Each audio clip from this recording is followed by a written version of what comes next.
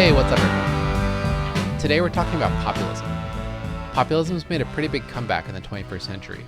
It's constantly used to describe contemporary movements and contemporary people. It's actually used to describe so many different movements and people that some think that it's no longer possible to give any one definition of populism because they think the term has just been spread out too far. But I'm not one of those people, so I think one coherent explanation is possible, so I'm going to try to nail that down today.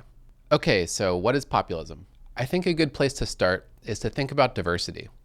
If you're in a country that allows for free speech, you're probably aware of how many different types of people and opinions exist in the public, and in turn, how many different types of demands are levied at the government.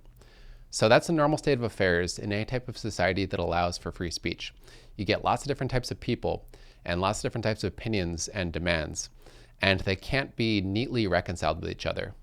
So the recognition of that type of diversity and even the support for that type of diversity is called pluralism. So you're a pluralist if you try to maintain a recognition and even an appreciation for how diverse society is, and that includes ideological diversity. The first thing to understand about populism is that it rejects pluralism. So populists simplify the political landscape. They say politics actually aren't that complicated, and you can actually boil politics down to a simple conflict between two sides. And within that, populists pick a side. So populism tells a simplified story of us versus them. I'm going to start by talking about the us. The us in populism is described as the people. That might sound like they're talking about the entire public, but they never are. And the reason why is because to be a populist, you have to make generalizations about who the people are. So they say things like, the people want less immigration, or the people want socialism. And within that, they say that they represent the interests of the people. So to be a populist, you have to make generalizations about who the people are, which necessarily includes some while excluding others. And then within that, populists say that they represent the interests of the people. So that's the us in populism, the people, which is actually just a portion of the public, which is a portion that's carved out through the descriptions by the populist movement or the populist leader. Moving on to them. There can be multiple thems in populism, but one of them, and you could say the main one, has to be elites. So the main narrative of populism is the people versus elites, where populists are on the side of the people. So whatever the issue is that populists are concerned with, elites are a major source of opposition for the people. And it could be political elites, it could be cultural elites, media elites, any type of people in a position of power. And whatever they're doing, they're not helping the people. They're either actively hurting them or they're just stopping the people from getting what they want. So take an issue like immigration. If the populist movement was against immigration, then immigrants would be considered another them here because they're not included in the people. So they would be like a tertiary them. But populists would frame elites as being at the heart of the problem because they'd probably say that their policy decisions were allowing the immigration to happen. So in order to fix the problem, the populist movement would have to battle elites and not the immigrants.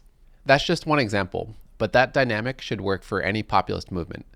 So say, for example, if it's a socialist movement, there might be other thems, like say if there's a rival conservative movement, that conservative movement would probably be another them. But the main opposition would be elites, which would probably include financial elites. They would say that elites are stopping socialism from happening. A common term that populists like to use for elites is the establishment. I think because the term alone does a lot of work. It gives the impression that elites are entrenched in power and that they've been there for a long time. And that thought process naturally transitions into the notion that the establishment's grip on power ought to be challenged and possibly even broken. I don't know if this needs saying, but obviously not everyone that uses the term the establishment is a populist. It's just a common term among populists, I think because saying it conveys a lot of your ideas for you. So consider this us versus them, the people versus elites, as ingredient one of populism, where the political landscape isn't diverse and described as featuring a broad range of public opinion, but instead flattened into a binary, where on one side you have us, who are the people, and on the other side you have them, who are elites. And within that, populists say that they represent the interests of the people. So this is the first of 3 ingredients. The second ingredient of populism concerns morality, and more specifically, moral division. In populism, the two sides are divided along moral lines, which breaks down to the morally good versus the morally bad. The elites in populism are always described as morally bad. So they're described as wicked, corrupt, they're abusing their power, they're negligent. They're constantly described through morally negative terms. The people, on the other hand, are described as morally good. So some populists go kind of heavy on that terminology, calling the people virtuous and stuff like that. But I think most populists just describe the people as good and deserving better. And they really don't want to contradict that. So populists don't want to morally criticize their chosen section of the public. So getting populists to morally criticize their chosen us is sort of like trying to push two positively charged magnets together. They just don't want to do it. Populists also like to build up the wisdom of the people, typically by saying that the people have common sense that elites don't have. So in populist framing, the people are wise and elites are ignorant. And also because the people are good, their wisdom and their goodness means that their ideas will improve society. And elites, on the other hand, are morally corrupt and they're ignorant. So to the extent that elites can influence society, they degrade it. Because populist narratives are framed through morality, having a democratic majority behind their cause is optional. So it's not a deal breaker to populists if they're actually a minority within their society.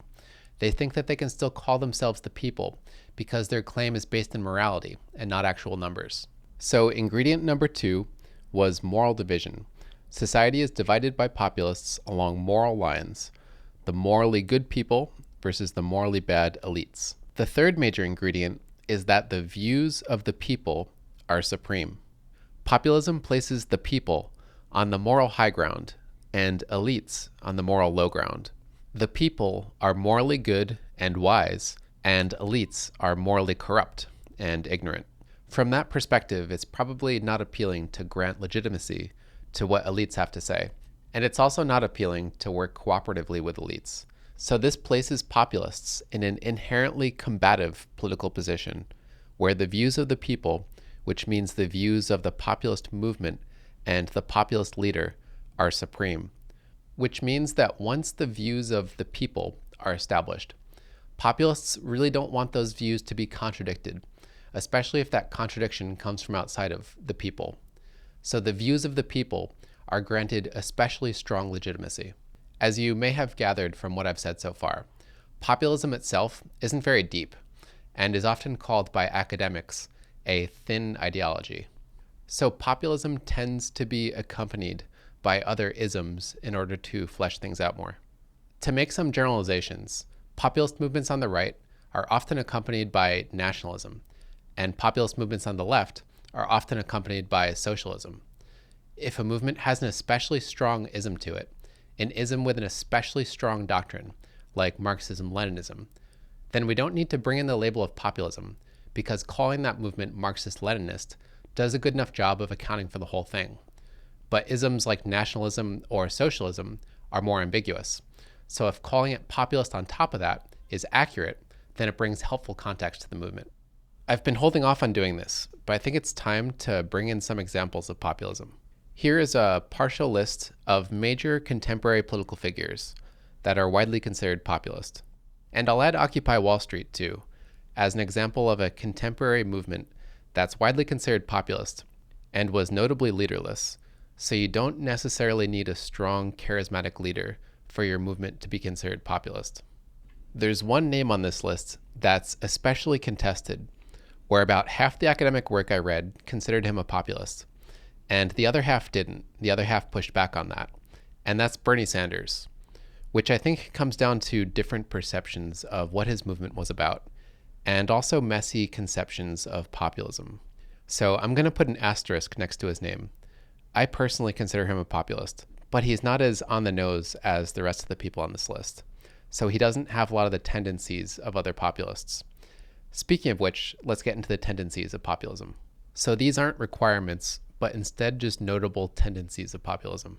The first is that the leader wants a direct connection with the people. They don't want, for example, political parties screening and filtering their messages, or publishers or TV networks shaping their messages. They tend to want to wipe away these intermediaries to create as direct of a connection as possible with the people. They also tend to externalize blame. Because the ideas of the people are supreme in populism, the leaders who represent the people are especially reluctant to portray themselves as being wrong. So if something goes wrong, blame tends to be externalized. So for example, they could blame their problems on other countries, or they could blame their problems on elites. Which brings me to the next tendency. Populists are especially prone to engaging in conspiracy theories.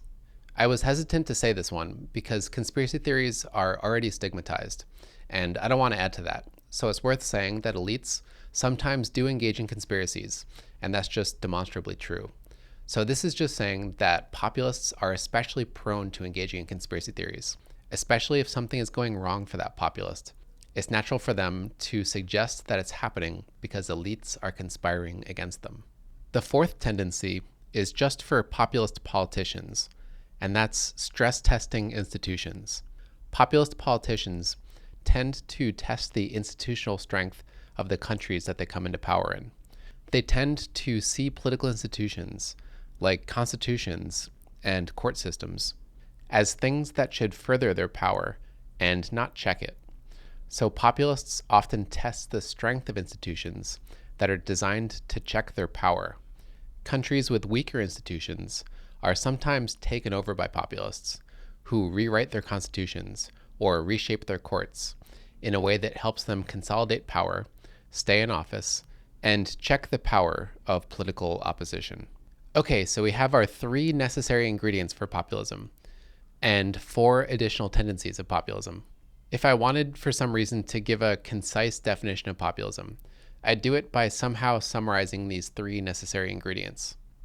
But instead of trying to do that, I'd rather close this video out by posing a question that kind of looms over populism as a subject. And that question is populism dangerous? It's a polarizing question. I put some thought into how I might answer it, and the best answer I came up with was to compare populism to fire. So if I asked you, is fire dangerous? After you probably would take a moment to recover from how weird of a question it is, you might respond saying something like, what kind of fire are we talking about? And by that you mean how much fire and what context is this fire in? Is it a small amount of fire in a lighter? Or is it a large amount of fire out in the wilderness and uncontrolled? Because that very much matters in how you go about thinking about if it's dangerous or not. Getting back to populism, I think the inherent combativeness of populism and the flattening of nuance, the flattening of pluralism that's needed in populism makes it inherently alarming, and you could even say concerning. But I think to elevate that to calling it dangerous requires you to know something about the movement, and it requires you to know the context that the movement's in. So some populist movements are extremely dangerous. Say that the movement is malicious. Say the movement actually wants to hurt other people. And say that it's happening in a society that has weak institutions. So the movement threatens to actually take over that society. Then that's very dangerous populism. That populist movement is extremely dangerous. But then there's other movements where say they just want to fight political corruption, and say that that political corruption is demonstrably happening, and say that it's a leaderless movement, so nobody wants to run for office. All they're trying to do is use populism to galvanize public support and create reform to fight corruption. I wouldn't call that movement dangerous. So I think to call populism dangerous, to elevate it beyond being just concerning, requires you to know something about the populist movement. So just like fire is inherently, you could say, concerning, but only truly dangerous in some contexts, populism is also inherently concerning, but only truly dangerous in some contexts where the word danger is really appropriate, and you could argue even helpful in other contexts, with the caveat that there might be a better way to solve that same problem that's more cooperative and allows for ideological diversity. And that's all I've got for today. As always, thanks for watching, thanks for listening, and I'll see you next time.